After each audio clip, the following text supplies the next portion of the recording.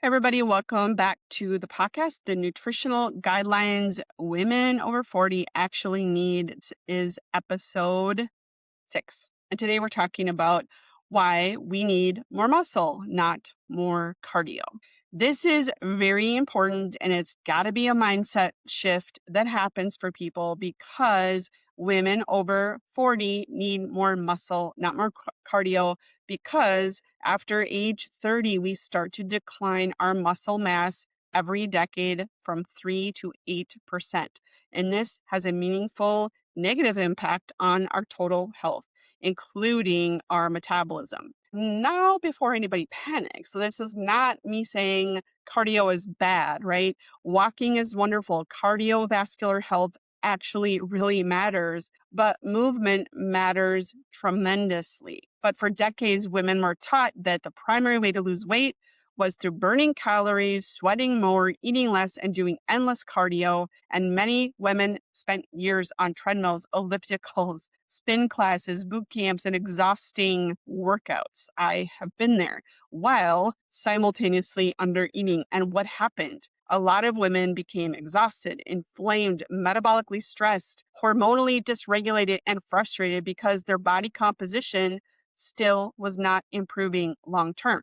Because after 40, the conversation changes. At this stage of life, one of the most protective things women can build is muscle, not because we are trying to become bodybuilders, and it's because we become deeply connected when we have our muscles. Our muscles become deeply connected to our metabolism, our blood sugar dysregulation, our hormonal health, our bone density, our mobility, our balance, brain health, and healthy aging. It is all connected to our muscle health. So muscle is not just a cosmetic tissue.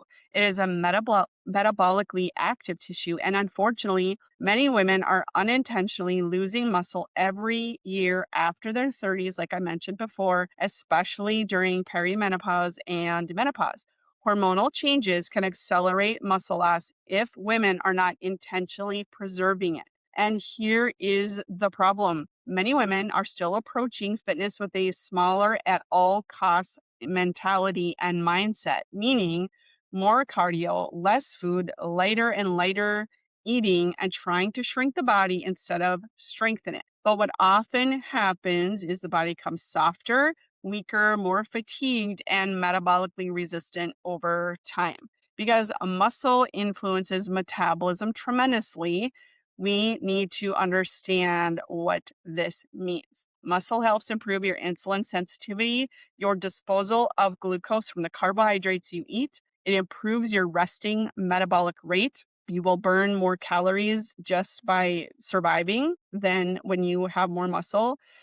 Strength, it obviously builds your strength, your stability, and your resilience. This is one reason why two women can weigh the same amount but have very different metabolic health and body composition. Muscle changes this equation. Now let's talk about cardio for a minute. Because again, cardio is not the enemy. Walking is fantastic. Moderate cardiovascular exercise is beneficial. Heart health actually matters. And even doing some high intensity interval training is very beneficial to us. We just don't need to do it all day, all the time. But because excessive cardio combined with under eating, when that happens, we become more stressed out. And for some people, this will cause more sleep deprivation. You'll be more hormonally stressed and imbalanced. You're going to have higher inflammation in your body, and you're going to feel undernourished, and you're going to struggle with your cortisol regulation. I see this pattern regularly. Women doing intense workouts, hours of cardio, fasted exercise, multiple workout classes, while barely eating enough protein to just maintain the muscle that they already have. And then they wonder why they feel exhausted, ravenous, have, this unrelenting cravings. They're inflamed, they feel puffy, they get injured easily, or they're just stuck with no fat loss for all of their efforts. Sometimes the body is just simply overwhelmed because the body interprets excessive exercise stressor as stress similarly to other stressors. And after 40, recovery matters far more than many women realize. And this is the one reason why strength training becomes so important.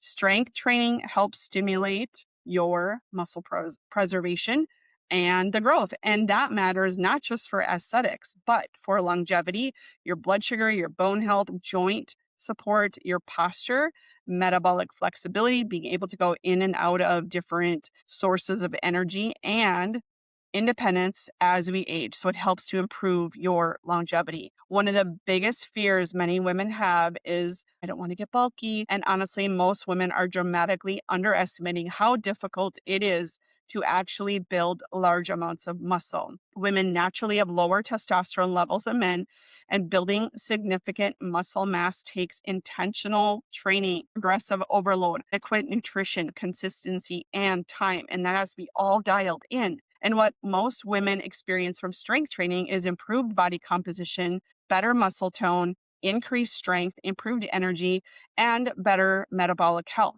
Not accidental bodybuilder status. You have to be very intentional about that as a female. Now, another thing I want you to understand is this: the scale does not tell the whole story. Many women often feel discouraged because their weight is not dropping quickly enough or the scale fluctuates, but body composition matters more than scale weight alone. A woman can become stronger, leaner, healthier, more insulin sensitive, and more metabolically healthy without dramatic scale changes. And honestly, many women have spent years chasing lower numbers instead of better health markers. And that is why it's important to throw out your regular scale and get yourself a body composition scale and learn to understand how to read the numbers. This will help you with making progress that is meaningful to your health. Strength training will help stimulate bone remodeling and preservation. That is another benefit that we don't ever really think about when it comes to muscle. Muscle mass and our quality of our muscles will improve your bone health, which will again help us through the aging process and for longevity. This matters tremendously because we are more at risk of osteopenia and osteoporosis over time. Muscle and bone health are deeply connected. And unfortunately, many women do not prioritize resistance training until significant bone loss has already occurred. Now, does this mean women should spend hours in the gym? No, unless you really want to or have the time to. You do not need complicated workouts. You do not need punishing exercise routines. Many women benefit tremendously from 2 to 4 strength sessions per week, walking regularly, improving your consistency, focusing on recovery, and supporting the body with adequate nutrition. If you don't know where else to start with that. And start with 2 days of strength and not 4. Just start with something, start small, and work on your consistency, and you will see improvements. And this is especially important with a protein because you cannot build or maintain your muscle without adequate nutrition. You have to make sure you're getting your minimum of 100 grams of protein in your diet each and every day. Good quality protein, though, because you cannot build that muscle without that good quality protein. You need to understand that chronic under eating and chronic dieting will actually backfire. The body needs the resources to maintain that metabolically active tissue. Now, I also want to briefly mention stress and exercise because some women are using workouts as another form of punishment. And I say this compassionately because I've been there, and diet culture taught many women that exercise was primarily about burning calories, earning food, or fixing something that was wrong with your body. You didn't like what it looked like. But movement should support your health, not constantly punish the body. Sometimes women need more recovery, more nourishment, more sleep, and to lower inflammation and really establish a healthier relationship with the exercise or the movement that you're incorporating. You need to do that instead of constantly pushing harder. Now, before we wrap up, I want to leave you with this thought. The goal after 40 should not simply be about becoming smaller. The goal should be about becoming stronger, more resilient, metabolically healthier, more energized, and supported for your long-term health. and muscle plays a major role in that conversation. Women deserve updated fitness and nutritional guidelines that reflect what actually supports female physiology during midlife.